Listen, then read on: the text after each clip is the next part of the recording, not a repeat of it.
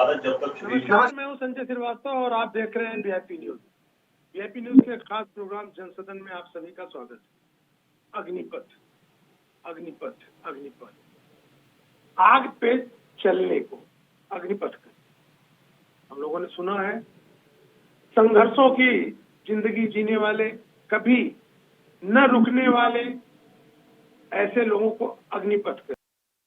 और अग्निपथ योजना भारतीय जनता पार्टी लेके आई 1 वर्ष पहले, जिसने कहा गया कि अग्निवीर इस योजना के माध्यम से भारत के तीनों जल सेना, थल सेना और वायु सेना में भर्ती होंगे। 1 वर्ष 16 तारीख को पूरा हुआ और इस दौरान जो अग्निवीर बने, उन अग्निवीरों को आज कैसे देखा जा रहा है और उस पे कांग्रेस हल्ला क्यों कर रही है, कांग्रेस के साथ साथ विपक्ष भी हल्ला क्यों कर रहा है। इस समय हम ये भी नहीं कह सकते कि कांग्रेस केवल हल्ला कर रही है, क्योंकि जो विपक्ष तैयार हो रहा है, जिसकी अगुवाई आज बेंगलुरु में कांग्रेस कर रही है, तो ये भी हो सकता है कि जो विपक्ष न भी चाहता हो अग्निवीरों का विरोध करना, वो अभी आज कांग्रेस के साथ खड़ा है। लेकिन अग्निवीर जो सेना में जा रहे हैं, देश के लिए कुछ करना चाहते थे। और अगर हम बात करें उत्तराखंड की, तो उत्तराखंड में कहा जाता है कि पहाड़ पे हर घर का एक न एक बच्चा फौज में है। और बीच में जब वैकेंसियां नहीं निकल रही थी, तो लोग जब सेना में नहीं जा रहे थे, तो ये जब योजना आई तो लोगों को उम्मीदें बनी और लोग सेना में जाना शुरू किया। लेकिन आज आरोप लग रहा है यह योजना गलत ढंग से बिना तैयारी के लाई गई। कल जो 15 तारीख को भारतीय जनता पार्टी के नेताओं ने प्रेस कॉन्फ्रेंस की, आज कांग्रेस ने प्रेस कॉन्फ्रेंस करके इस योजना के विषय में लोगों को बताया और यह भी बताया कि उत्तराखंड में इसके विरोध का आगाज किया जाएगा। हम उसी पे चर्चा करेंगे। आज हमारे साथ कांग्रेस से भी जुड़ने वाले हैं और रक्षा विशेषज्ञ के रूप में भी एक जुड़ने वाले हैं। बारिश बहुत हो रही है, इसलिए स्टूडियो में आने में हो सकता है थोड़ा सा समय लग जाएगा। और इनके साथ भारतीय जनता पार्टी के सतवीर सिंह चौहान जी। सतवीर जी, बहुत बहुत स्वागत है। आम आदमी पार्टी हो सकता है चाहती हो विरोध करना, हो सकता है न चाहती हो, लेकिन जब विपक्ष के साथ एक साथ आज खड़ा है, तो आम आदमी पार्टी भी इस रुख पर उसका क्या नजरिया है, इस पे भी हम बात करेंगे। और वह अपनी बात रखने के लिए आम आदमी पार्टी से उमा सिसोदिया जी। उमा जी, बहुत बहुत स्वागत है। उमा जी, एक योजना आती है और कहा जाता है कि जो लोग देश की सेवा करना चाहते हैं, देश की सेवा करने के लिए तत्पर है, उन्हें एक अलग योजना के तहत एक मौका दिया गया और उस मौके को अगर लोग अच्छा मान करके उस सेवा को, देश सेवा को धर्म के रूप में अपना धर्म सेवा बना करके देश सेवा के लिए जाना चाहते हैं, तो इसमें कांग्रेस के साथ जो विपक्ष है वह क्यों विरोध कर रहा है? उमा जी। देखिए श्रीवास्तव जी, देश की सेवा के लिए प्राण त्यागने वाले जो बच्चे होते हैं, जो आर्मी में जाना चाहते हैं, उनका माइंडसेट बचपन से ही अलग होता है। उनके परिवारों का माइंडसेट बचपन से ही अलग होता है। मतलब मैं कंफर्टेबली इस बात को कहना चाहूंगी, जो बिजनेस परिवार होते हैं वो कभी अपने बच्चों को प्रमोट नहीं करते हैं कि आप जाके आर्मी में जाइए, क्योंकि बचपन से सिखाया जाता है कि बेटा हमारा बिजनेस है और तुम्हें बिजनेस संभालना है। किसान परिवारों में बच्चों को सिखाया जाता है कि देखो तुम्हें किसानी संभालनी है। लेकिन बहुत सारे परिवार ऐसे होते हैं जहाँ पर चाहे वो किसान होते हैं, काफी मैंने परिवारों में देखा है हमारे एरिया में, हरियाणा, यहाँ पे हरियाणा, यूपी, राजस्थान, पंजाब और खासतौर पर उत्तराखंड, कि अगर बाप किसानी कर रहा है, फादर जो है किसानी कर रहा है, लेकिन मन में कहीं ना कहीं होते हैं कि मेरे को आर्मी में जाना चाहिए था, तो बचपन से ही पैदा होते ही अपने बच्चों को आर्मी के बारे में बताना शुरू कर देता है, देश सेवा के बारे में बताना शुरू कर देता है और आर्मी का क्या महत्व है हमारे देश में उसको बताना शुरू कर देता है। और वो जो एक बचपन से ठूस कर एक भावना उस बच्चे में भरती जाती है कि देश के लिए जो बलिदान होगा, देश के लिए तुम जो गर्दन कटाओगे, हमें वो गर्व महसूस होगा। और ये बात उस बच्चे के माता पिता उसको समझाते हैं। ये समाज उसको बताता है, जो उसके जो नियर एंड डियर जो होते हैं, जिनके बीच से वो बच्चा बड़ा होते होते बाहर निकलता है, तो एक अलग माइंडसेट से वो बच्चा निकलता है कि मेरे को बड़ा होकर आर्मी में जाना है। मैं इस बात को इतने कॉन्फिडेंटली इसलिए कहती हूँ क्योंकि खुद मेरे बड़े भाई आर्मी में थे और वो शहीद हुए 2003 में। बचपन से उनको था कि आर्मी में जाना है, और हमेशा मेरे ताऊ जी कहते थे कि बेटा आर्मी में ही जाना है। ताई जी भी हमेशा उनको प्रमोट करती थी।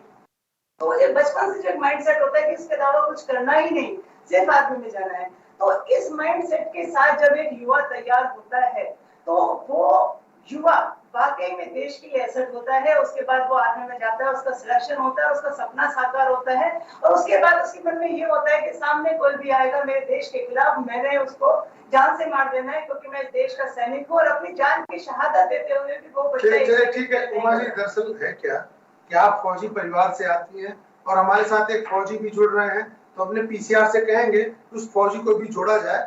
तब तक हम आपको ये भी बताएंगे कि उत्तराखंड की जो भूमि है हकीकत में वीरों की भूमि है, और यहाँ से वीर पैदा हुए हैं। अगर हम नाम जुड़ाना शुरू करें तो हमें लगता है कि पूरा दिन निकल जाएगा उत्तराखंड के वीरों को बताने में।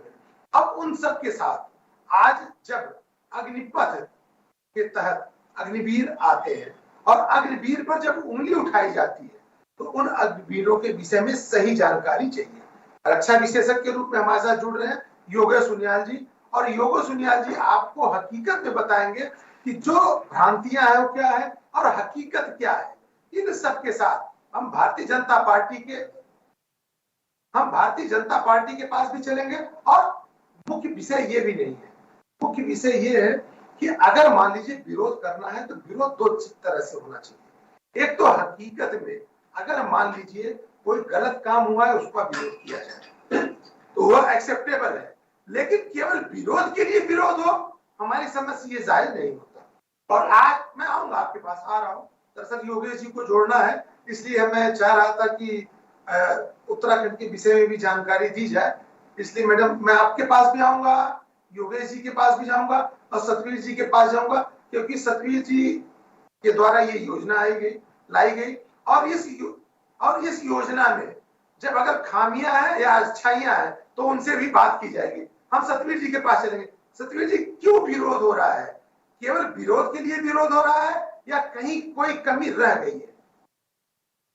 संजय जी, मैं आपको बड़ा स्पष्टता से कहना चाहूंगा कि हमारी सेना लगातार, जब चाहे 1962 का हो, 48 का हो या फिर 1971 हो, कारगिल युद्ध हो, उसके बाद उसने समीक्षा करी कि सेना में किस प्रकार के बदलाव आने चाहिए।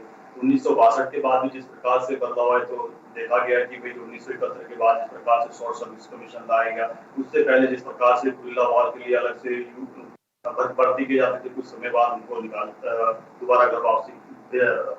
अब जब ये वार की 2002 का युद्ध हुआ या 71 का, उसके बाद ये देखा गया कि हमारी फौज की स्ट्रेंथ क्या है, कितना रिस्क फैक्टर हमारे पास है, कितना नहीं है। क्योंकि सेना का एक अपना काम करने का तरीका होता है, तो सेना ने अपना एक ड्राफ्ट तैयार किया। उस ड्राफ्ट के बाद जिस प्रकार से चाहे वो अनेक तरह की योजनाओं पे उन्होंने सेना ने ड्राफ्ट तैयार किए, चाहे अपने हथियारों पे, चाहे अपनी सिक्योरिटी पे, चाहे अपने नौजवानों को किस प्रकार से आधुनिक बनाना है और कितना रिस्क फैक्टर के साथ उन्हें आगे जाना है। तो वो जब ये ड्राफ्ट आता है, केंद्र सरकार ने इसकी अपनी अनुमति दी, और सेना आज की डेट में मुझे लगता है जो हमारा जो बैच है जो अग्निवीर का है, वो कुछ समय उसको 1 साल होने वाला है, और कुछ समय में आप देखेंगे वो अपनी अपनी बटालियनों में जाएंगे। उसके बाद आपको देखने का आएगा कि सेना अपने हिसाब से वहां पर देखती है कि कितना उसमें परिवर्तन करना चाहिए, कितना उसको और आगे ले जाना चाहिए, वो समय समय सेना करती है। और विषय रहा, जब से आदरणीय प्रधानमंत्री मोदी देश के प्रधानमंत्री बने हैं, सेना को सशक्त करने के लिए उन्होंने बहुत ही आधारभूत काम किए जो कि बहुत आवश्यक थे। चाहे वो एयरफोर्स को, लगातार एयरफोर्स की डिमांड थी कि जिस प्रकार से हमारे विमान इतने पुराने हो गए हैं और दुनिया में जिस प्रकार से जनरेशन चेंज हो गई है कि 5th जनरेशन का भी आपके पास एरोप्लेन है, मगर हमारे पास फिर भी उसी पे 2nd जनरेशन पे हमारे उड़न खटोला, एक सेकंड कंप्लीट कर देता हूं मैं, उड़न खटोला की तरह गिरते जा रहे हैं। उसके बाद राफेल की डील होती है, हमारी नई नई पनडुब्बियां बनती है। पहली बार हमने अपना जो एयरक्राफ्ट विमान जो हमने बनाया, जो नेवी के पास है, हमने पहली बार भारत के अंदर हो रहा है कि मसर्ट राफेल बना रहे हैं। और हमने उसके बाद रूस से भी जिस प्रकार से एस-400 मिसाइल सिस्टम का हमने उसके साथ हस्ताक्षर किए हैं, और यही नहीं कि हमने अमेरिका से भी जो वहाँ की बेस्ट तोपे, होलजीवर्ट तोपे है, वहाँ का चिनूक हेलीकॉप्टर है, वो सब कार्य कर रहे हैं, जो सेना कह रही है वो सारे कार्य कर रहे हैं। सतवीर जी, आप आईटी के एक्सपर्ट हो, और आईटी के एक्सपर्ट हो तो नेचुरल है कि आप जो अपने से संबंधित चीज है उसको हमारे दर्शकों को भी बताओगे और भाजपा को भी बचाओगे। लेकिन आज अभी जो हम मुख्य विषय पे आए हैं, उस विषय के तहत हम सीधे योगेश जी के पास चलेंगे और योगेश जी से हम जानना चाहेंगे, योगेश जी, ये जो भ्रांतियां आ रही हैं, हम चाहेंगे कि ये जो अग्निपथ है, और अग्निपथ को कहा जाता है आग पे चलना, और अग्निपथ के तहत अग्निवीर जो पैदा हो रहे हैं, अग्निवीर जो बनाए जा रहे हैं, तीनों सेनाओं में, चाहे थल सेना हो, जल सेना हो, वायु सेना हो, उसमें 4 साल की भर्ती के लिए यह योजना आई है। मैं जानना चाहूंगा और हमारे दर्शक जानना चाहेंगे हकीकत क्या है, क्योंकि रक्षा को और सैन्य से संबंधित चीजों को आप अच्छी तरह से कई बार हमारे चैनल पे भी रखे हैं, तो हम चाहेंगे हमारे दर्शकों को एक बार बताएं, उसके बाद हम इस चर्चा को आगे बढ़ाएंगे। योगेश जी। नमस्कार संजय जी, बहुत धन्यवाद आपका मुझे इस इवेंट में बुलाने के लिए। अग्निवीर जो ये शुरू किया गया है, ये देश के हित में किया गया है, ये तो हमें, क्योंकि जैसा पॉलिसी मेकर्स ने बनाया है, उन्होंने एक नई भर्ती प्रक्रिया शुरू करी। ये जो आप इसके टर्म्स एंड कंडीशंस देखेंगे, जो गवर्नमेंट ऑफ इंडिया ने डिफेंस मिनिस्ट्री ने निकाले हैं, आप अग्निवीर के टर्म्स ऑफ कंडीशंस देखिए तो उसमें इन्होंने कहा है कि भाई 75% अग्निवीर जो भर्ती होंगे उन्हें 4 साल बाद सेवा मुक्त कर दिया जाएगा। इसमें से सिर्फ 25% को वो एब्जॉर्ब करेंगे, और वो 25% उनको कोई राइट नहीं होगा कि वो जो है एब्जॉर्ब हो जाएंगे। इनको 4 साल के बाद ऑप्शन दिया जाएगा सभी अग्निवीरों को कि भाई आप जो है आगे सेवा देना चाहते हैं फौज में, तो आप जो है इसके लिए अप्लाई करें। जो अप्लाई करेंगे, माना 100 भर्ती हुए, 100 में से 100 ने अप्लाई की, तो सिर्फ 25 को वो जो है आगे एक्सटेंशन देंगे 15 साल, जिसमें उनकी सेवा नियमावली जो चल रही है वो लागू। ठीक है सर, पहली बात, अग्निवीर की भर्ती किस लिए, ये एक अग्निवीर का क्यों ये निकाला गया है, भर्ती का सिस्टम चेंज क्यों किया गया है, ये आप सभी जानते हैं। सारा मुद्दा होता है भाई साहब पैसा। ठीक है, एक डिफेंस मिनिस्ट्री के जो सेक्रेटरी हैं या जो भी हैं, जी जी, पॉलिसी मेकर कौन है? जनरल साहब तो नहीं बना रहे पॉलिसी। जी जी जी, पॉलिसी कौन बना रहे हैं? पॉलिसी बना रहे हैं वो बाबू जो वहाँ बैठे हैं डिफेंस मिनिस्ट्री। जी जी जी, पहले ये कहा गया था कि भाई डिफेंस मिनिस्ट्री में जो ये पूरी की पूरी डिफेंस मिनिस्ट्री में सारे जी जी जी, सारे फौजी ही होने चाहिए। जी जी, ठीक है, लेकिन इस प्रपोजल को नकार दिया गया। जी, यदि वहाँ सब फौजियों को कर दिया जाता, जी, सारी पोस्ट पे फौजी रखे जाते, तो मेरे ख्याल से काफी पॉलिसीज में आप बदलाव देखते। अभी पॉलिसी बदलाव से भी होता है कि उस सेक्रेटरी को शायद कहीं और प्रमोशन चाहिए, विदेश पोस्टिंग चाहिए, या उन्हें शायद गवर्नर बनना है। जी, जो डिफेंस सेक्रेटरी हैं, जिस दिन आप डिफेंस सेक्रेटरी, जिस दिन आप देखेंगे डिफेंस सेक्रेटरी जनरल होगा, जी, जनरल साहब होंगे, उस दिन पॉलिसी सेना के हित में बनेगी। जी, अभी ये बन रही है अपने, कह सकते हैं कि वो कहेंगे भाई देश हित में हम पैसा बचा रहे हैं। जी, इसके लिए देखिए 25% को हमें बाद में तनख्वाह नहीं देनी पड़ेगी, उन्हें हम निकाल देंगे, बाकी 75% जो है तो वो तो भर्ती हो ही रहने वाला था। तो निचले रैंक पे हमारे पास एक फाइटिंग फोर्स रहेगी, और इसलिए हमारे पास पैसा भी बच जाएगा और फोर्स भी रहेगा, और 4 साल बाद तो उनको हम चलता कर देंगे। ठीक है सर, इसमें जो पॉलिसी इन्होंने बनाई है। लेकिन योगेश जी एक महत्वपूर्ण विषय है जिसमें कांग्रेस भी हमलावर है और विपक्ष भी, इस पूरे प्रक्रिया को वह संदिग्ध बता रही है। वो कह रही है कि आप 17 साल की उम्र में, 17.5 साल की उम्र में किसी को फौज में ले जाएंगे, 4 साल के बाद आप उसको रिटायर कर देंगे, तो 22 साल की उम्र में वह आदमी, जो आदमी 22 साल में पढ़ के आगे निकलता है, जो आदमी 22 साल की उम्र में कुछ करना चाहता है, आप 22 साल में उसको बेरोजगार बना देंगे, भूतपूर्व लगा देंगे।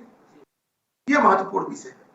जी देखिए, ऐसा है, यदि सरकार ने कोई ऐसी पॉलिसी रखी होती कि इसके बाद ये लोग किस विभाग में इनको एब्जॉर्ब कर दिया जाएगा या किस लाइन में इनको डाल दिया जाएगा, जिसे सरकारी नौकरियां इन्हें दे दी जाएंगी।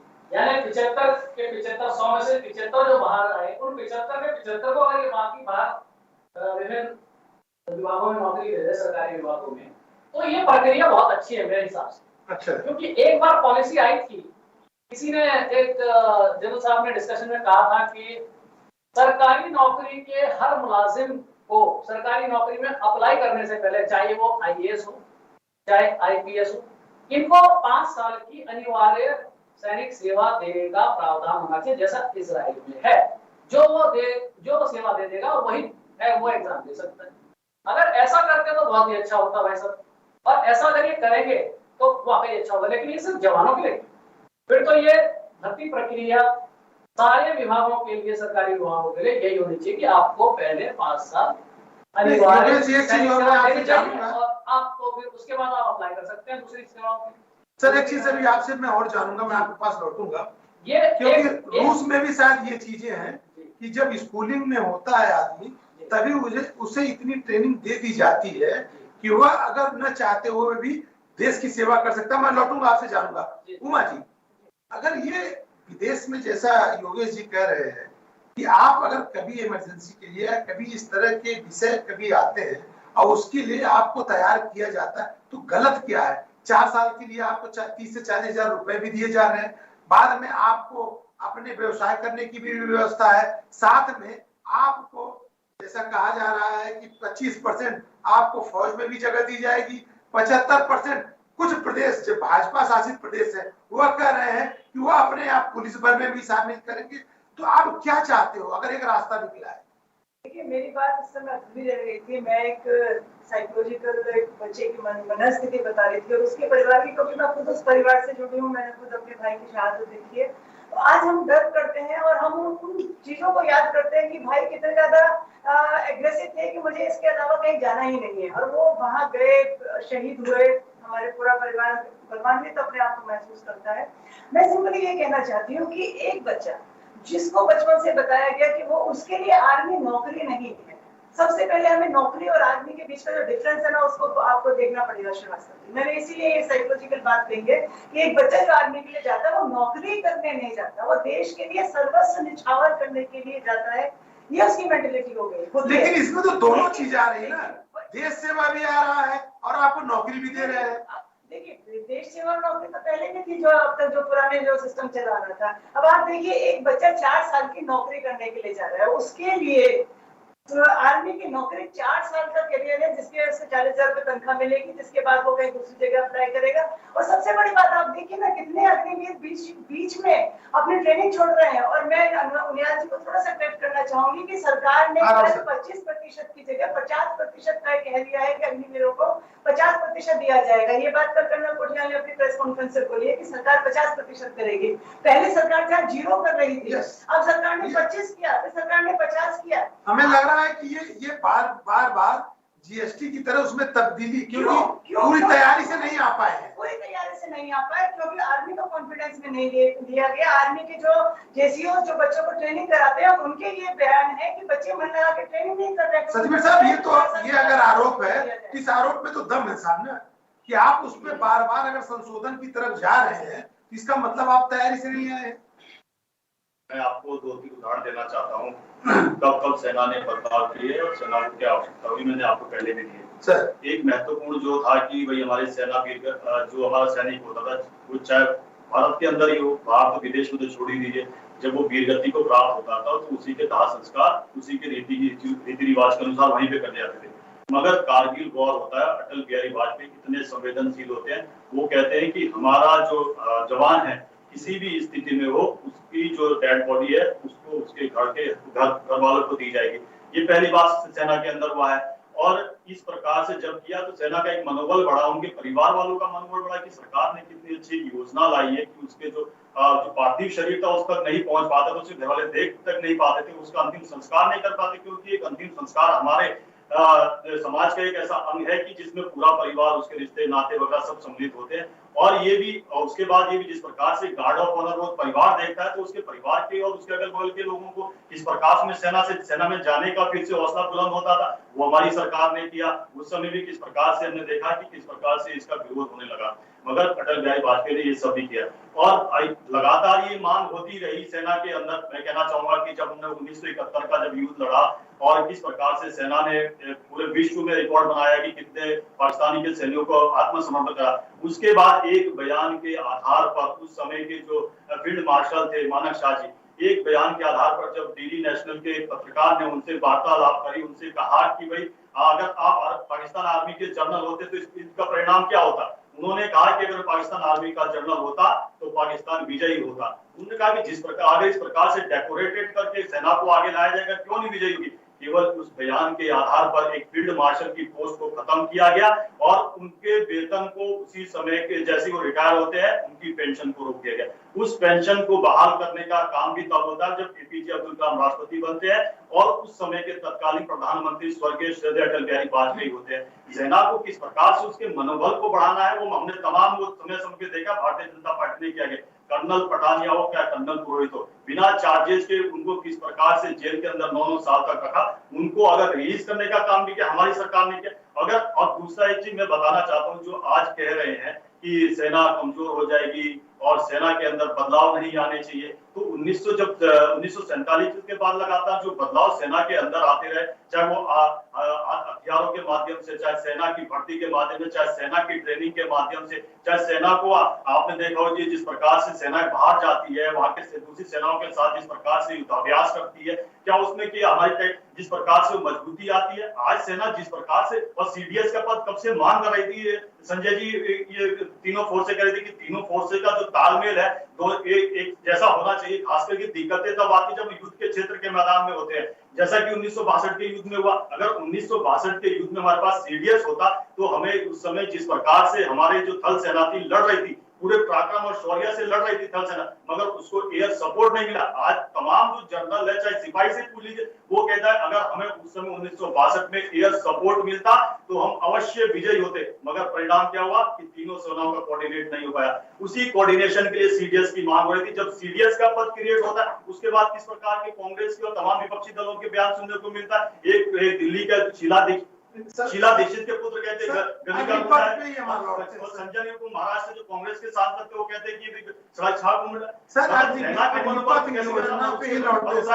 उत्तराखंड की दृष्टि से, और लगातार सेना मांग कर रही थी कि हमें सैन्य स्मारक चाहिए। दिल्ली के अंदर सैन्य स्मारक बना। आजाद हिंद फौज के लिए कह रही थी कि जो सबसे आईएनए है इंडियन नेशनल आर्मी, उस समय जिस सुभाष चंद्र बोस ने खड़ी करी थी, उन्होंने उनके लिए कहते कि उनका एक स्मारक दिल्ली में के अंदर होना चाहिए। राष्ट्रीय राष्ट्रीय तो आती है, सब उससे जोड़ के बताऊंगा ना। उनकी अगर मूर्ति लगाने का ग्रेनाइट के 28 फुट की ग्रेनाइट के लगाने का अगर जो सेना की मांग थी वो उसको स्थापित किया आदरणीय प्रधानमंत्री मोदी। उत्तराखंड की दृष्टि से यहाँ पर सैन्य स्मारक, सैन्य धाम की मांग हो रही थी। उस मांग को पूरा करने के लिए हमने किया सीडीएस की मांग, हमने कोई आधुनिक हथियार देने का काम किया। आज अग्निवीर का अगर ड्राफ्ट आया तो सेना के माध्यम से आया, उसकी आवश्यकताओं के अनुसार आया और लगातार इसमें काम हो रहा है। और मैं आपको एक संजय जी का अपडेट और दे देता हूँ, जो उनका प्रशिक्षण पीरियड था उससे भी 7 हफ्ते और अधिक समय दिया गया। सेना अपने अनुसार अपनी जो उसकी ट्रेनिंग का स्किल है उसके अनुसार काम करती है, और सेना की जो सबसे छोटी विंग है वो उसको भी हमेशा अपने पास है, जिस प्रकार से उसका भी डेटा रखती है। सबसे छोटी विंग है उसकी एनसीसी, उसकी प्रैक्टिस करने के लिए जिस प्रकार से वो आती है और कम समय में भी किस प्रकार से उसको ट्रेन करती है। और अग्निवीर को जो उसका अग्निवीर नाम ही दिया गया, उसके अंदर जोश आएगा किस प्रकार से मुझे आगे आना है। और सेना में 1 दिन की सेवा हो या 10 दिन की सेवा। अच्छा, मैं एक आपको बताना चाहता हूँ, जो हम देहरादून के अंदर बैठे हैं, आईएमए यहाँ पर है, इंडियन मिलिट्री एकेडमी यहाँ पर, उस समय का जो बैच था 2 महीने पहले उनको यहाँ से पास आउट कर दिया। और आपको बताओ संजय जी, उनको कहा गया केवल 1 हफ्ते अपने घर होके आइए, और उनको सीधा का सीधा वहां कोलकाता एयरपोर्ट को उतार दिया गया। उसके बाद उस समय का टॉपर था, सुन लीजिए, उस समय का जो टॉपर था जो IMA का जो टॉपर था वो उस युद्ध में वीरगति को प्राप्त होता है, उसके शव तक को नहीं पहचान पाते हैं। तो सेना में ये नहीं है कि आप कब भर्ती हुए और कब आपको कहां पर भेजा जाएगा। सेना में ये होता है कि उसका ट्रेनिंग पीरियड खत्म होते हुए या आधी ट्रेनिंग में अगर देश को आवश्यकता पड़ती है, ये उसके नॉर्म्स में पहले से शामिल है। उस प्रकार से उसके लिए राष्ट्र की रक्षा के लिए उसको आगे दिया जाता है। यही विषय विपक्ष यही तो पूछ रहा है। विपक्ष एक चीज और पूछ रहा है। मैं योगेश जी से जुड़ता हूं। 5 सेकंड में योगेश जी मैं आपके पास आऊं। एक मिनट योगेश जी को पहले संजय 5 सेकंड से पूछ जी एक प्रश्न विपक्ष बार-बार से उठा रहा है कि वो 4 साल के बाद सेना से बाहर आएगा तो सिक्योरिटी प्रॉब्लम हो जाएगा, उस सेना के द्वारा सिखाया होगा, कहीं भी कुछ कर सकता है। तो मैं बताता हूँ, आपने इसको कहीं मैं जोड़ता हूँ इसको। अब मैं एक चीज बताना चाहता हूँ, इंदिरा गांधी इस देश की प्रधानमंत्री थी, उसके सिक्योरिटी गार्ड जो थे, पीएम आवास में तो ऐसे सिक्योरिटी गार्ड जाता नहीं है, वो तो वेल ट्रेंड होता है, तो उसको मानसिक रूप से इतना स्ट्रॉन्ग किया जाता है। उनपे किसने आक्रमण किया, उनको किसने गोलियां चलवाई, ये केवल किस प्रकार से देश को भ्रमित किया जाए, किस प्रकार से अराजकता का एक माहौल खड़ा किया जाए, वो मात्र। और सेना इस प्रकार की ट्रेनिंग नहीं करवाती है। एक तरफ अस्थायी कमीशन प्राप्त सैनिक होंगे, ठीक है, और उनके सामने अग्निवीर होंगे, प्रशिक्षण दोनों को बराबर होगी। जितनी टेक्निकल जानकारी अस्थायी कमीशन को होगी उतनी ही उनको होगी। और 4 साल के बाद ही क्या उसके दुरुपयोग का भी डर है? जैसा अभी सतवीर जी ने अपनी बातों में कहा कि 4 वर्ष में उतना ही ट्रेंड होंगे जितना आपका अस्थायी जो सैनिक है उसके बराबर ट्रेनिंग होगी। मैं ये प्रश्न जानना चाहता हूँ। देखिए ऐसा है, इस बारे में मैं ये कहूंगा कि इस चीज में तो व्यक्ति के स्वयं के संस्कार भी काम करते हैं। पारिवारिक संस्कार क्या है जी, कहीं गरीबी की वजह से लोग लूटपाट और चोरी डकैती करने लगते हैं, लेकिन कहीं लोग गरीबी की वजह से गरीब भी रहेंगे लेकिन ईमानदार रहेंगे। जी, उत्तराखंड का इतिहास ऐसा नहीं है। उत्तराखंड के लोग बहुत ईमानदार हैं, चाहे कितनी गरीबी में रहे हैं लेकिन ईमानदारी से जी। यहाँ पे अग्निवीर अगर पास आउट होकर बाहर आते हैं, 4 साल बाद वो सेवा मुक्त कर भी दिए जाते हैं, तो ऐसी कोई समस्या मुझे नहीं लगता कि एक अच्छे संस्कार वाले परिवार के बच्चे के साथ आए। हाँ, कुछ भ्रमित हो सकते हैं और दुरुपयोग उनका किया जा सकता है, क्योंकि जैसे बहुत सी शक्तियां आजकल काम कर रही हैं। कई बच्चे तो यहाँ बिना ट्रेनिंग के कहाँ IAS में पहुंच गए, ठीक है जी, हिंदू से मुसलमान कन्वर्ट हो गए और फिर उसके बाद IAS में चले गए।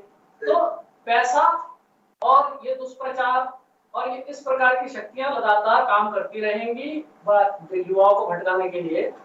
हम उसमें ना पढ़े, हम ये पढ़े कि भाई ये जो अग्निवीर की भर्ती है ये क्या सही है या नहीं है। ये अभी के मतलब परिप्रेक्ष्य में तो ये लगता है कि मुझे अग्निवीर की ये जो भर्ती है ये ठीक नहीं है। ये सामाजिक दृष्टि से इसलिए ठीक नहीं है क्योंकि आपने एक ऐसी भर्ती प्रक्रिया को बंद कर दिया है जिसमें लोगों को एक भविष्य नजर आता था। अब ये 4 साल के लिए आ रहे हैं, 4 साल के लिए उन्हें कहेगा भाई 4 साल के लिए हम भर्ती होंगे, उसके बाद हम देखेंगे क्या करना है। 10वीं पास एक बच्चा जिसके 10वीं पास कर ली है उसको आपने भर्ती कर लिया और 4 साल के बाद आपने उसे 12वीं पास का सर्टिफिकेट दे दिया, 23 साल, ठीक है सर, 23 साल में वो बाहर आ गया। अब 23 साल बाद उसे 12वीं पास का सर्टिफिकेट है लेकिन और उसे कोई स्किल नहीं है, कोई आपने उसे ना तो ऐसी ट्रेनिंग दी वो कहीं काम कर सके, वो ज्यादा से ज्यादा क्या काम कर सकता है, या तो सिक्योरिटी गार्ड बन सकता है। सर ये तो कहा इन्होंने, भारतीय जनता पार्टी के बड़े नेता ने एक बात ये कही भी थी, मध्य प्रदेश के नेता ने 4 साल में उनसे वो फौज में नौकरी करवाएंगे या उनको ट्रेनिंग देंगे। और योगेश जी एक चीज और, विपक्ष एक आरोप लगा रहा है, विपक्ष आरोप लगा रहा है कि किराए के सैनिक, इसका क्या माना जाए? देखिए ऐसा है, किराए के सैनिक जैसी एक कोई चीज होती नहीं है। किराए के भाड़े के सैनिक देखिए कहाँ होता है, ये आरोप बार बार कही जा रहा है। भाड़े के सैनिक देखिए वहाँ रूस में भी लड़ रहे हैं, उस यूक्रेन युद्ध में वो कह रहे हैं कि भाड़े के सैनिक लड़ रहे हैं, कई जगह ऐसा हो रहा है। कोई जिसने भाड़े का सैनिक बनना है वो तो कहीं भी जाके भाड़े का सैनिक बन सकता है। हाँ ये है कि जब यहाँ से ट्रेनिंग हो गए इतने सैनिक 4 साल बाद 50% बाहर आएंगे। अब ये मैडम बोल रही है 50%, फिलहाल इनकी टर्म्स एंड कंडीशन में मुझे नहीं दिखा है, कहीं अमेंडमेंट होगा शायद, मैं देख नहीं पाया। कई अमेंडमेंट की तरफ ये जा रहे हैं। तो ये 50% जो बाहर आएंगे ये अवेलेबल फोर्स होगी, ये विभिन्न सिक्योरिटी सुरक्षा एजेंसियों में चले जाएंगे। अफगानिस्तान में कई सिक्योरिटी एजेंसीज काम कर रही है जिसमें कि भूतपूर्व सैनिक जा रहे हैं और मैं पर्सनली जानता भी हूँ कि वो वहाँ ऐसे काम कर रहे हैं, तो इनके जाने के रास्ते खुले हैं, ये कहीं भी चले जाएंगे, कहीं भी इनको उपयोग कर लिया जाएगा। अगर सरकार इन्हें नहीं अच्छी एक नौकरी देगी तो ये दूसरी जगह ढूंढेंगे, क्योंकि अल्टीमेटली उसे अपने हुनर को कहीं तो इस्तेमाल करना है। लेकिन लेकिन और दूसरी बात लेकिन योगेश जी, हुनर तो केवल उनको जो प्रशिक्षण दिया गया है वो फौज का है ना। हाँ, वो आप उनको उस हुनर का आप उपयोग होटल में तो नहीं करा सकते। नहीं कर सकते जी। हाँ, मैं कह रहा हूँ, या तो सरकार एक भविष्य में कोई ऐसा मंजर देख रही है जिसमें सिविल डिफेंस के लिए इन्हें बहुत सारे ट्रेंड सोल्जर्स सिविल में चाहिए, ऐसा मंजर वो देख रहे हैं भविष्य में। सरकार भी देख रही है, शायद विपक्ष भी देख रहा है। सरकार जो सत्तासीन पार्टी है वो चाहती है कि उस समय स्थिति संभालने के लिए हमारे पास एक ऐसी मैन पावर अवेलेबल हो, स्टैंड बाय लोग हो। हाँ, स्टैंड बाय लोग, लेकिन शायद विपक्ष नहीं चाहता कि ऐसा हो। चले विपक्ष ये बड़ी अच्छी बात कही योगेश जी ने। ये कहने वाली बात है, मतलब इसमें मैं बहुत अच्छी बात, बहुत हो सकता है। ये बहुत महत्वपूर्ण विषय है जिसपे आपने रोशनी डाली है, और ये बहुत महत्वपूर्ण विषय के साथ साथ ये होना भी चाहिए। आज भी सिविल डिफेंस है, हाँ, उसमें स्वयं सेवक टाइप के लोग हैं, हाँ, और उसमें क्या होता है, फिर उनको आर्मी वाली ट्रेनिंग तो देनी आप नहीं देते हैं, लेकिन हाँ कुछ ट्रेनिंग होती है। लेकिन जो एक आर्मी से ट्रेन होकर व्यक्ति बाहर आया, तो आपको पता है एक अवेलेबल फोर्स है भारत सरकार के पास, भविष्य में भी अवेलेबल होगी, और उसको आप सिविल डिफेंस में यदि कहीं स्थितियां ऐसी बिगड़े तो वो आप उनको इस्तेमाल कर सकते हैं। इसका जवाब भी ले लेते हैं। उमा जी, विपक्ष का क्या, अगर योगेश जी इतनी अच्छी बात बोल रहे, देखिए उन्होंने विरोध भी किया और अच्छा पक्ष भी रख रहे हैं। उनका एक ये भी मानना है कभी अगर जरूरत पड़ती है तो हमारे पास ट्रेंड लोग तो रहेंगे, 50,000 हर वर्ष अग्निवीरों के रखने की योजना है, और 50,000 मान लीजिए आपके पास हर वर्ष लोग 4 साल के बाद 50,000 की संख्या में लोग तैयार होते हैं, और वह आपके स्टैंड बाय के रूप में रहते हैं। कभी भगवान न करे, खुदा खास्ता कभी जरूरत पड़े, लेकिन अगर आपके पास है तो बताने की जरूरत ही नहीं ना। आधे लोग तो ऐसे ही विदेश, जो आसपास के देश है, वो तो ऐसे ही डर जाएंगे कि भैया इनके यहाँ आम आदमी भी लड़ने की स्थिति में है। देखिए, ये मुझे ऐसा लगता है कि ये जो सिनारियो इस समय, ये दुधारी तलवार की तरह है कि आपके पास वो 50,000 लोग हर साल तैयार हो रहे हैं जो देश के साथ रहें, देश के लिए लड़ेंगे, और वो लोग भी तैयार हो रहे हैं जो, जैसा कि अभी कहा गया कि अफगानिस्तान में भी जरूरत है, यूक्रेन युद्ध में भी हो जाते हैं, और किसी और एक्सपेक्टेड युद्ध में भी जा सकते हैं, तो हमारे बच्चे वहां पर भी जा सकते हैं, और समाज के खिलाफ एक अराजक तत्व की तरह भी उनको इस्तेमाल किया जा सकता है, क्योंकि काफी शक्तियां इस तरह की भी है जिनको नजर इन बच्चों पे रहेगी कि ये ट्रेंड बच्चे, इनको ले आओ, किसी भी तरह का ये नाम इनको लालच, दूसरा पहलू है, पॉजिटिव और नेगेटिव दोनों है। देखिए, इजराइल की स्थिति दूसरी है, रशिया की स्थिति दूसरी है, वहां पर जनसंख्या बहुत कम है, और इजराइल और रशिया जिस तरह के लोगों के साथ चारों तरफ घेरे हुए हैं, हमेशा युद्ध की स्थिति में होते हैं। वहाँ महिलाएं भी 16 से 18 साल की एज की बच्चियां भी वहाँ पर आर्मी ट्रेनिंग के लिए जाती है, क्योंकि वहाँ पर मैन पावर बहुत कम है। हमारे यहाँ मैन पावर काफी है, इसलिए हमारे यहाँ अलग अलग वर्ग हैं कि ये वर्ग व्यापार कर रहे हैं, कुछ किसानी कर रहे हैं। मैडम, मैं आपसे एक बात पूछता हूँ, आप ये बताइए कि जो विपक्ष में ये इसका विरोध कर रहे हैं, आपको शायद ये जानकारी होगी कि मुस्लिम उलेमाओं ने इसका भरपूर समर्थन किया है कि मुस्लिम युवक बढ़ चढ़ के इसमें भर्ती और बढ़ चढ़ के इस अग्निवीर में हिस्सा लें। तो आप क्या कहती हैं कि आप लोग उनका विरोध कर रहे हैं, लेकिन आप अपने ही इसमें चलिए, और कौन विरोध कर रहा है?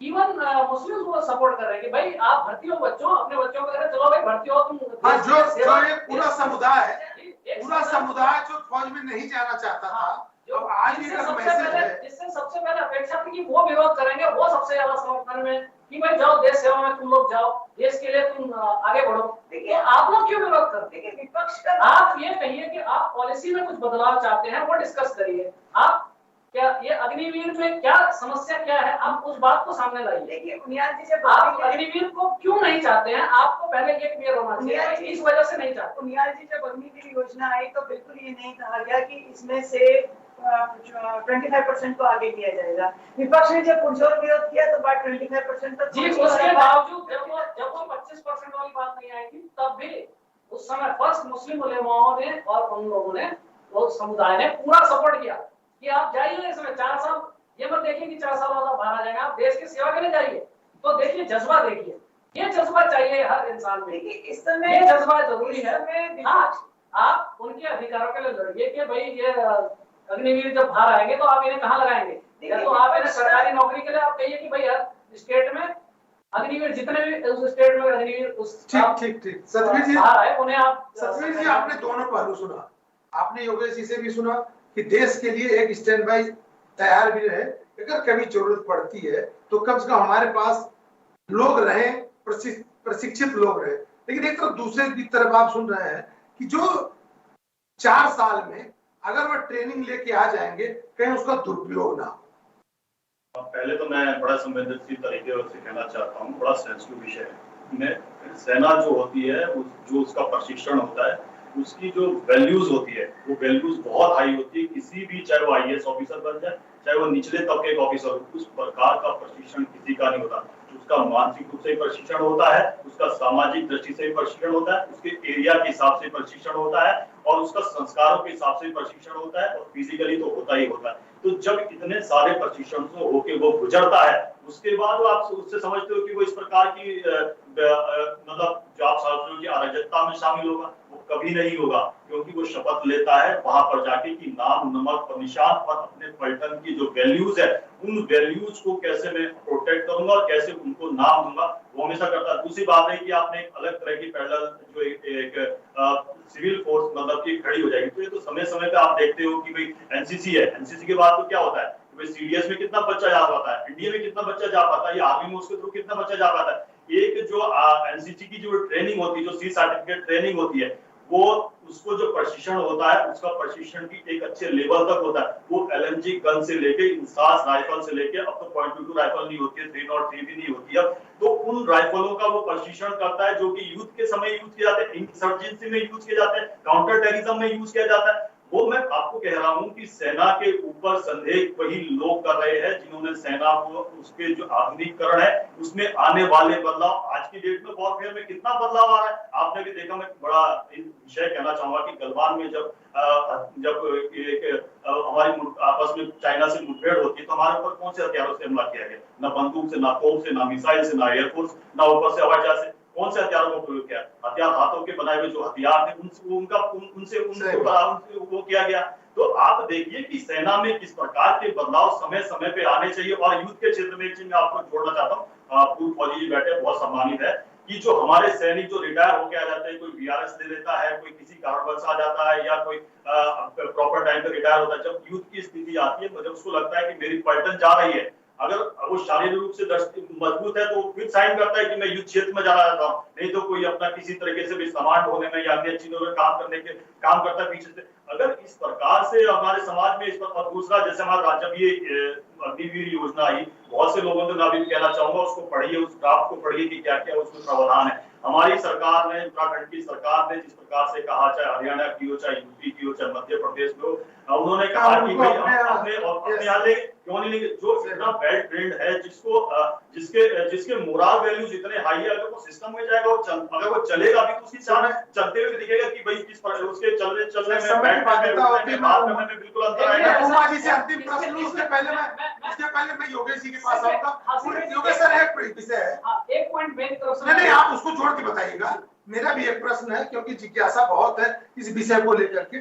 22 वर्ष बच्चे को कॉलेज में से निकलने का होता है, 22 वर्ष बच्चे को तैयारी करने का होता है, लोक सेवा में जाने का, या आईएएस पीसीएस बनने का, डॉक्टर इंजीनियर बनने का। 22 वर्ष दुनियादारी समझने का समय होता है, और 22 वर्ष में जब आप किसी के आगे भूतपूर्व लगा दोगे तो उसके मानसिक रूप से वो कहां पे रहेगा। मैं ये जानना चाहता हूँ क्योंकि आपने बड़ी नजदीक से इन चीजों को देखा है और जानते हैं। ये समस्या उसके साथ होगी, मनोबल उसका डाउन है। आप सिर्फ इतना करिए कि जो आर्मी की एंट्री है इसको आप लेटरल एंट्री बना दीजिए कि भाई एक बार आप जब आर्मी में भर्ती हो गए तो आप ऑलरेडी इसके क्वालिफिकेशन के लिए पास हो गए। ये जो दूसरी पैरामिलिट्री फोर्सेज है, जैसे कि आपके बीएसएफ हो गया, सीआरपीएफ हो गया, आईटीबीपी हो गया, आप ये बोलिए कि भाई आर्मी की भर्ती प्रक्रिया उनसे कम नहीं है। तो आप ये कहिए कि जो एक बार आर्मी के लिए भर्ती हो गया, उसने सारे टेस्ट पास कर लिया, रिटर्न कर लिया और फिजिकल कर लिया, मेडिकल कर लिया, आप उसको एक एलिजिबिलिटी दे दीजिए कि he has qualified for paramilitary forces, जब वो अप्लाई करेगा उसे ले लिया जाएगा सर ऑफिसर बनने बिना की भी बिना बिना उसके, मतलब ऑफिसर बनने की भी क्या अगर इसमें गुंजाइश डाली जाए? ऑफिसर बनने के लिए देखिए ऐसा होता है, जब आर्मी में जवान जाते हैं सर तो उनके लिए एक रास्ते होते हैं ऑफिसर बनने के लिए, वेरियस टाइप ऑफ कंडीशंस हैं उसमें। हाँ, उसमें जो है एसीसी है, उसमें एसीसी लेकिन ये अग्निवीर में नहीं है ना, अग्निवीर में ये नहीं होगा। तो इसके लिए ये या तो ऐसा करें कि भाई जब वो 4 साल पूरा कर लेगा वो आर्मी में एब्जॉर्ब हो जाएगा, तब उसको ये खुल जाएंगे, फायदा मिल सकता है। तब वो ये एंट्री उसके लिए खुल जाएगी। उसमें एसीसी होता है, एसएल होता है, आरसी होता है, वेरियस कमीशन होते हैं, तो ये उसके लिए तब एंट्री खोल। चलिए लेकिन जो मेन पॉइंट ये है कि क्योंकि वो आर्मी की क्वालिफिकेशन एंट्री को क्वालिफाई कर गया है, तो किसी भी पैरामिलिट्री फोर्स की क्वालिफिकेशन से आर्मी की जो क्वालिफाइंग रिक्वायरमेंट है कम नहीं है। चलिए आप इसको सिर्फ जोड़ दीजिए, आप कहिए कि भाई देखिए 4 साल जब आपके पूरे हो जाएंगे, आप चाहे तो आईटीबीपी और यहाँ जिसमें चाहे आप ज्वाइन कर सकते हैं। उमा जी, हाँ, विरोध की जगह जैसा इसमें एक पॉइंट और है जी जी, इसमें ये है कि वो कहेगा भाई मेरे 4 साल की जो मेरी सर्विस है इसकी सीनियरिटी क्या क्या होगा, या इसकी पे प्रोटेक्शन का क्या होगा, ये सारी पॉइंट डालने पड़ेंगे कि भाई आपकी तनख्वाह जो वहां थी उससे कम नहीं होगी, उससे ज्यादा होगी और मिनिमम उतनी तो होगी। दूसरी बात यह है कि आपकी सीनियरिटी 4 साल आपको प्लस माना जाएगा। ये चीजें अगर डालें दूसरे पैरामिलिट्री फोर्सेस या दूसरी जगह सरकारी विभागों में तो ये चल सकता है। उमा जी जैसे योगेश जी कह रहे हैं कि विरोध जी सर इसमें एक चीज और है जी, मैं ऐसा शॉर्ट सर्विस कमीशन के बारे में बताऊंगा। इसको स्टार्ट जब किया गया था 62 की लड़ाई हुई, हाँ, उसके बाद शॉर्ट सर्विस कमीशन स्टार्ट किया गया। तो इसलिए किया गया कि भाई जब देश पे आपदा आएगी तो ऐसी एक फोर्स हमारे पास तैयार रहेगी जिसको हम इस्तेमाल कर सकते हैं। ठीक है, एक आर्मी ऑफिसर्स ऐसे रहेंगे जिनको अल्प सेवा के लिए लिया जाए, बाद में उन्हें हम परमानेंट का चांस भी देंगे। तो ये एंट्री उन्होंने शुरू की थी। उसमें जो शुरुआती वो थे क्राइटेरिया थे वो उनके लिए फेवरेबल थे, जो ये शॉर्ट सर्विस ऑफिसर्स थे, जिनको बाद में धीरे धीरे अनफेवरेबल बनाते चले गए। शुरू में क्या था कि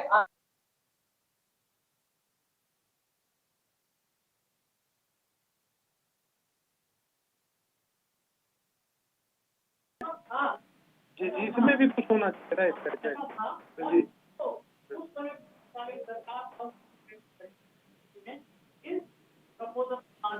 खत्म कर दिया डायरेक्टर कमीशन में डायरेक्टर जी जी, ओके, हाँ हाँ हाँ, राइट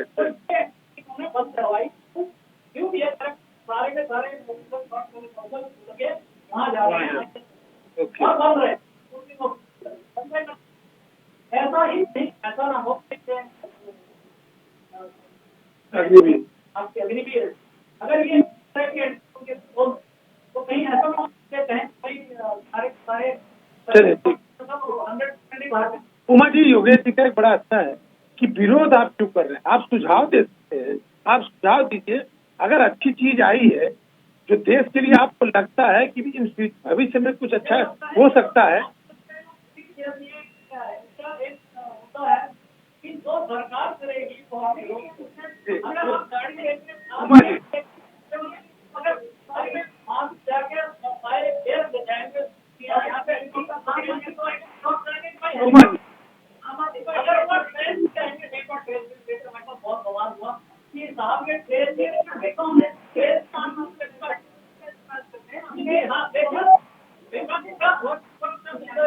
जो भी वो करें उसका ऐसा होता है।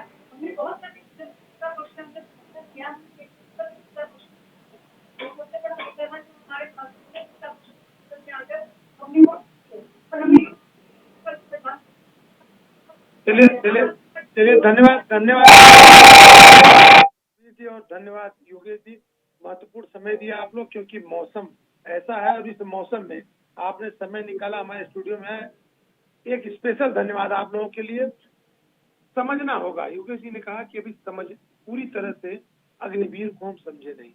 अग्निपथ का मतलब होता है संघर्षों पे चलना, अग्निपथ का मतलब होता है कष्टों से गुजरना, और अग्निपथ, इतने आराम से कोई अग्निपथ पे चल के अग्निवीर नहीं बन जाता। और अग्निवीर अगर बना है तो उस अग्निवीर को समझने की जरूरत है। और अगर मान लीजिए इस योजना है कमी है तो उसे सुधार की बात करनी चाहिए। और विपक्ष अगर विरोध कर रहा है तो सुझाव के लिए भी अपनी बात को रखना चाहिए। धन्यवाद। देखते रहिए VIP न्यूज़।